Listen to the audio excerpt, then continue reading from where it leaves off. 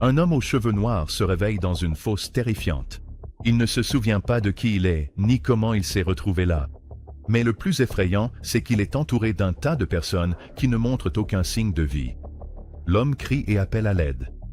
Bientôt, il regarde autour de lui et trouve une arme à feu. Une femme s'approche de la fosse et jette une corde épaisse. Cela aide l'homme à sortir de cette fosse épouvantable. Il se retrouve dans une forêt. Il pleut, le tonnerre gronde et des éclairs illuminent le ciel. L'homme grelotte de froid et appelle à l'aide une nouvelle fois.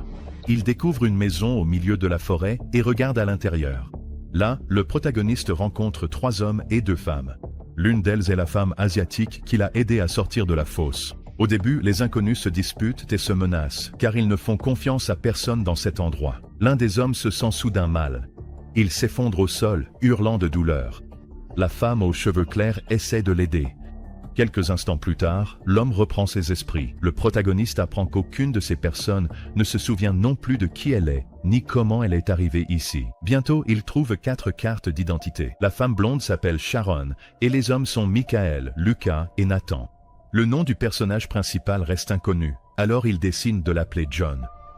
Il y a aussi des clés de voiture dans la maison, mais la voiture elle-même est introuvable. La femme qui a sauvé John est muette et ne comprend pas l'anglais. C'est un gros problème, car elle semble savoir quelque chose que les autres ignorent. Sharon explique qu'ils se sont tous réveillés dans cette maison il y a une demi-heure. Cela déclenche immédiatement une nouvelle dispute, car John n'était pas avec eux, ce qui signifie que c'est un étranger en qui on ne peut pas avoir confiance. Cependant, John ne fait confiance à personne non plus. Le groupe fouille la maison. Ils découvrent une grande réserve de nourriture et un réfrigérateur avec un calendrier dessus. La date indiquée est le 18 avril. Par des gestes, la femme asiatique muette indique que quelque chose de très important va se passer ce jour-là. Ils trouvent également tout un arsenal d'armes. Eh bien, cela leur donne clairement une occasion de se défendre contre n'importe quel ennemi. Sharon suggère que John prenne une douche et lui tend une bouteille de peroxyde d'hydrogène. L'homme a vraiment besoin de se laver, puisqu'il a passé un long moment allongé dans cette fosse terrifiante. La femme asiatique muette s'enfuit de la maison. John, Lucas et Sharon partent à sa poursuite. Après tout, elle pourrait connaître le chemin du retour. Le groupe perçoit une odeur nauséabonde et découvre un homme attaché à un arbre. Il ne montre aucun signe de vie. Malheureusement, il n'est pas seul. On a l'impression qu'un maniaque est récemment passé par cette forêt. Michael se rend compte qu'il est très doué avec les armes, tandis que Nathan examine les livres dans la maison et comprend qu'il connaît le latin et le français. De plus, il est familier avec la signification de nombreux termes médicaux et biologiques. Se pourrait-il que ce soit sa maison? Pendant ce temps, John, Lucas et Sharon continuent d'explorer la forêt sombre et mystérieuse. Ils trouvent une cabane et regardent à l'intérieur. Là, la femme asiatique muette nourrit une femme ligotée qui semble en mauvaise santé. Elle reconnaît John et l'accuse d'avoir profité d'elle. Quelques instants plus tard, la femme attaque soudainement John. Il assomme l'inconnu déchaîné. Ils remarquent une caméra à l'intérieur de la cabane. Apparemment, quelqu'un les observe. Les personnages retournent à la maison. Nathan dit quelques phrases à John en italien et en latin. John le comprend parfaitement. Les hommes en concluent qu'ils devaient se connaître avant de perdre la mémoire. Un nouveau jour commence. Et bien sûr, une nouvelle dispute éclate. Michael et la femme asiatique muette restent pour garder la maison pendant que John, Sharon, Nathan et Lucas partent pour une nouvelle exploration. En chemin, ils croisent à nouveau plusieurs personnes ligotées autour desquelles bourdonnent des mouches. Michael essaie de se souvenir de quelque chose de son passé. Il sent qu'il existe une sorte de lien entre lui et la femme asiatique muette. Un cri retentit depuis la forêt, et Michael lui dit de se cacher dans la maison pendant qu'il saisit une arme et court vers la source du bruit. Quelqu'un appelle désespérément à l'aide. Michael trouve un homme blessé attaché avec du fil barbelé et essaie de le libérer. À ce moment-là, l'homme se jette sur Michael. John, Sharon, Nathan et Lucas débouchent sur un chemin forestier étroit. Bientôt, ils trouvent 2 voitures à proximité, dissimulées sous des branches. Les 2 véhicules sont en état de marche, et il reste même un peu de carburant dans leur réservoir. Le groupe trouve une photographie où tout le monde apparaît, sauf John. Lucas en conclut que John est un étranger et qu'il leur cache quelque chose. Le protagoniste répond qu'il est peut-être celui qui a pris la photo. Il décide de retourner à la maison pour réfléchir à la suite des événements. La femme asiatique muette prend la route avant eux. Peu après, elle amène tous les personnages auprès de l'homme dérangé, ligoté. Michael est allongé à ses pieds. Malheureusement, il est trop grièvement blessé pour être sauvé. La femme asiatique muette pleure de chagrin. Il semble qu'elle et Michael étaient amoureux. John et Sharon démarrent l'une des voitures trouvées et descendent la route, essayant de trouver un moyen de sortir de cet endroit étrange et terrifiant. Ils remarquent un bâtiment abandonné et décident de l'explorer. Il y a un enfant caché à l'intérieur. Le garçon appelle le personnage principal par son vrai nom, Jonah. Pour une raison quelconque, il est manifestement terrifié par l'homme. Jonah essaie de forcer l'entrée de l'abri de l'enfant, mais Sharon le supplie de laisser le garçon tranquille. À ce moment-là, Jonah se rend soudain compte qu'il aime cette femme. Lucas a ses premiers flashbacks. L'homme a le sentiment de bien connaître la femme asiatique. En plus de cela, il souffre constamment de maux de tête. La femme asiatique muette veut montrer quelque chose à Nathan et l'emmène dans la forêt. Il s'avère que la femme ligotée qu'elle nourrissait s'est échappée de la cabane. Nathan et la femme asiatique se dirigent vers un petit lac. Nathan essaie désespérément de se souvenir de qui il est. Bientôt, il découvre une autre cabane et trouve une paire de lunettes par terre. Nathan les met et se rend compte que ce sont ses lunettes. Un bruit de pleurs vient de la cabane. Nathan regarde à l'intérieur et voit une femme avec un enfant. Ils sont enfermés dans une cage. Nathan sait qu'elle s'appelle Helen. Malheureusement, ni la mère ni la fille ne semblent en bonne santé. La femme se jette bientôt sur Nathan qui s'enfuit de la cabane. Le problème, c'est que de nombreuses personnes ressemblant à des zombies apparaissent dans la forêt. La femme asiatique retourne auprès de Lucas. Son état ne cesse d'empirer.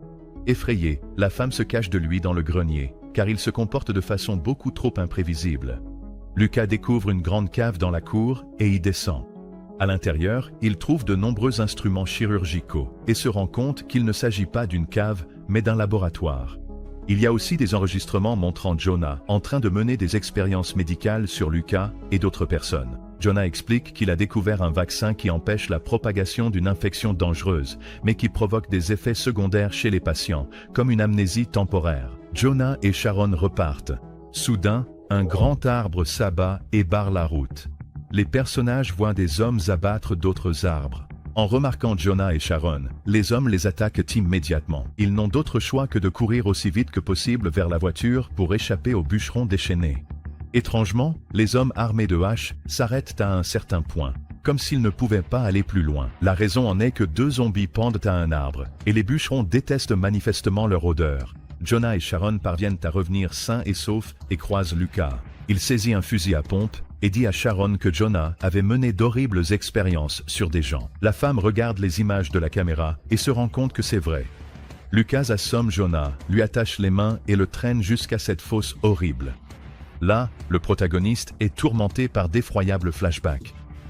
Était-il vraiment une personne aussi terrible? Lucas retourne à la maison et exige que Sharon lui donne les clés de la voiture. Une nouvelle crise de rage inexpliquée s'empare de lui et il attaque à la fois la femme asiatique muette et Sharon. La femme asiatique parvient à s'échapper, mais Lucas la rattrape, la plaque au sol et tente de l'embrasser. Sharon arrive, tenant un fusil à pompe et met Lucas en fuite. L'homme s'enfuit de la maison. Jonah passe plusieurs heures assis dans cette fosse terrifiante. Heureusement, la femme asiatique muette le sauve une fois de plus. Le protagoniste veut retourner voir le garçon qu'il a reconnu. Cependant, l'abri dans le bâtiment abandonné est déjà vide. L'enfant est parti. À la place, Jonah trouve une boîte qui lui semble familière. Il essaie de comprendre ce qui est censé se passer le 18 avril. L'homme trouve une carte. Il semble qu'il ne soit pas venu ici par hasard. Il était censé rencontrer quelqu'un ici. Bientôt, Jonah remarque une femme qui ressemble à un zombie. Elle attrape les clés de sa voiture et les avale. Il est maintenant obligé de les récupérer directement dans son corps. Jonah continue de rouler et croise un groupe de 4 personnes sur la route. Parmi eux se trouve justement le garçon qu'il cherchait.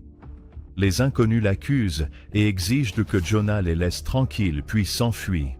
Jonah fouille leur véhicule abandonné et trouve une trousse de secours, une carte, des documents à son nom et une photo de lui enlaçant Sharon.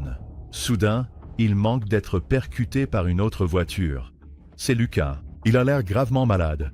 Jonah se précipite vers la trousse de secours et prend une seringue de vaccin.